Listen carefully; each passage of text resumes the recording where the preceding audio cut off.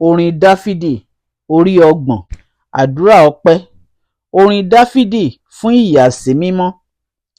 Èmi ó kókìkí rẹ, Olúwa, nítorí ìwọ ni ó gbé mi lékè, tí ìwọ kò sì jẹ́ kí àwọn ọ̀tá mi kí ó yọ̀ mí.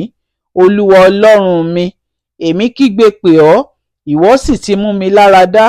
Olúwa, ìwọ ti yọ ọkàn mi jáde kúrò nínú isà òkú, ìwọ ó sì pa mí mọ́ láàyè, kí èmi kí ó má bàa lọ sínú ihò.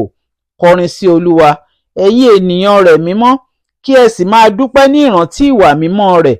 Nítorí pé ní ìṣẹ́jú kan ni ìbínú rẹ̀ pẹ́, lí ojú rere rẹ̀ ni ìyégbé wà.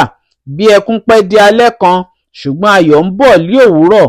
Àti nínú àlàáfíà mi, èmi ní ipò mi kì yóò padà láéláé.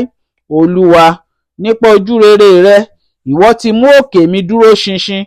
Nígbà tí ìwọ pa ojú rẹ mọ́, ẹnu yọ mí. Èmi kígbe pè ọ́, Olúwa, àti sí Olúwa li èmi ń bẹ̀bẹ̀ gidigidi. Èrè kí li ó wà lí ẹ̀jẹ̀ mi nígbà tí mo bá lọ sínú ihò? Erùpẹ̀ ni yóò máa yìn ọ́ bí? Òun ni yóò máa sọ̀rọ̀ òtítọ́ rẹ bí? Gbọ́, Olúwa, kí o sì ṣàánú fún mi. Olúwa, ìwọ máa ṣe olùrànlọ́wọ́ mi. Ìwọ ti sọ ìkáàánú mi di ijó fún mi.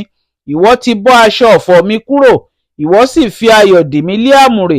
Nítorí ìdí èyí ni kí ògo mi kí ó lè máa kọrin sí ọ, kí ó má sì ṣe dákẹ́.